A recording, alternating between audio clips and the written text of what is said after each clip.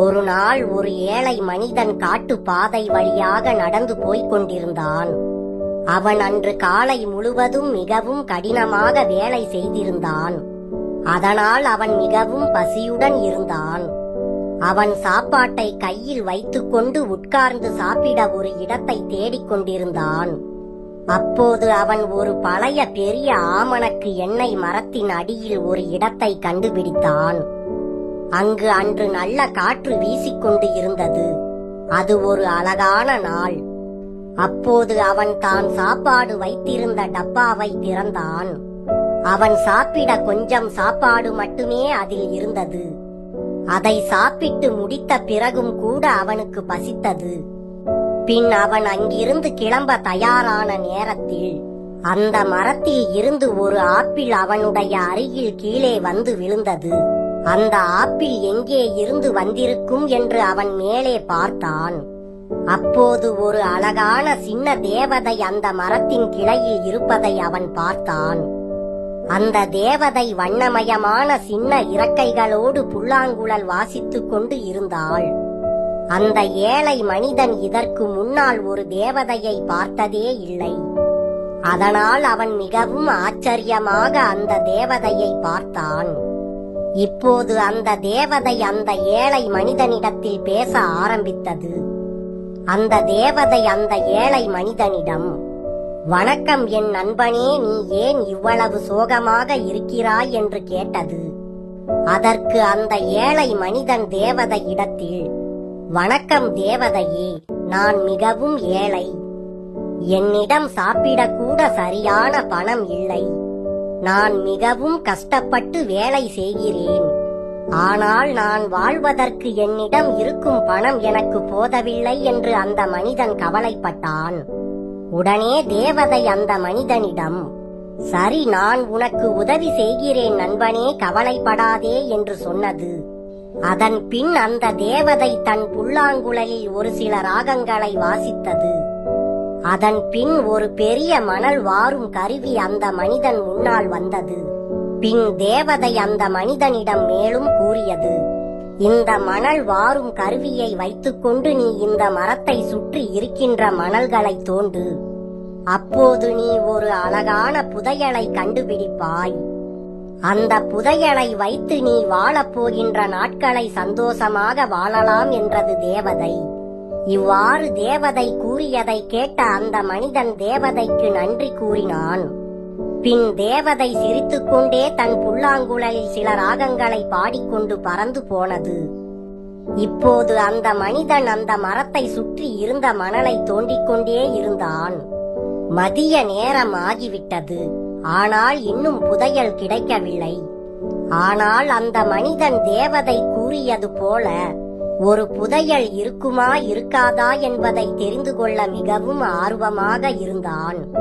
பின் அந்த மனிதன் சீக்கிரமாகவே ஒரு ஆழமான குழியை தோண்டினான். அப்போது திடீரென டங் டங் என ஒரு சத்தம் கேட்டது. அந்த மனிதன் அதை என்னவென்று பார்த்தான். அது ஒரு தங்க புதையல் பெட்டி. அவன் அந்த பெட்டியை திறந்த போது அந்த பெட்டி முழுவதும் வைரங்கள், மாணிக்கங்கள் போன்ற விலை மதிப்பற்ற கற்கள் நிறைய இருந்தது. அதை கண்ட அந்த ஏழை மனிதன் மிகவும் ஆனந்தமடைந்தான். ஆனால் திடீரென்று அவனுக்கு ஒரு யோசனை வந்தது. இதெல்லாம் என்னுடையது இல்லை. அதனால் நான் இதை வைத்துக் கொண்டால் இதை நான் திருடுவது போல ஆகிவிடும். இந்த நாட்டில் இருக்கும் ஒரு பொருள் ஒரு குடிமகனுக்கு சொந்தமில்லாததாக இருந்தால் அந்த பொருள் இந்த நாட்டின் ராஜாவுக்குத்தான் சொந்தம். தேவதை என்னிடம் தங்கத்தை எடுத்துக்கொள்ள சொன்னது. ஆனால் நான் இதை ராஜாவிடம் கொண்டு போய் அவருடைய அனுமதியை கேட்கப் போகிறேன் என்று அந்த மனிதன் வேகமாக நடந்து ராஜாவின் அரண்மனைக்கு போனான். அவன் ராஜாவின் முன்பாக சென்று நின்றான். அவனை கண்ட ராஜா அவனிடம் கேட்டார், "ஏழை மனிதனே, நீ எதற்காக இங்கே வந்தாய்? உன் கையில் இருப்பது என்ன?" என்று கேட்டார். அதற்கு அந்த மனிதன் ராஜாவிடம், "ராஜாவே, நான் இன்று மதிய உணவு சாப்பிடும் போது ஒரு விசித்திரமான சம்பவம் நடந்தது. ஒரு தேவதை வந்து அந்த பழைய ஆமணக்கு எண்ணெய் மரத்தை சுற்றி என்னை தோண்ட சொன்னது. அந்த தேவதை அங்கே புதையல் கிடைக்கும் என்று சொன்னதால் நானும் அங்கே தோண்டினேன். அப்போது எனக்கு இந்த புதையல் கிடைத்தது. ஆனால் இந்த புதையலை நானே வைத்துக் கொள்ளலாமா என்று எனக்கு தெரியவில்லை. இது வேறு யாருக்காவது சொந்தமானதாக இருக்கலாம். அதனால் நான் இதை திருட விரும்பவில்லை என்று கூறிவிட்டு அந்த ஏழை மனிதன் ராஜாவிடம் அவன் கொண்டு வந்த புதையலை கொடுத்து விட்டான். அதை வாங்கிய ராஜா அந்த மனிதனிடம் கூறினார், நீ கண்டுபிடித்தது ஒரு நல்ல புதையல் நண்பனே. ஆனால் உன் நேர்மை எனக்கு மிகவும் பிடித்திருக்கிறது. என் அரண்மனையில் வேலை செய்வதற்கு எனக்கு விசுவாசமான ஒரு ஆள் தேவை.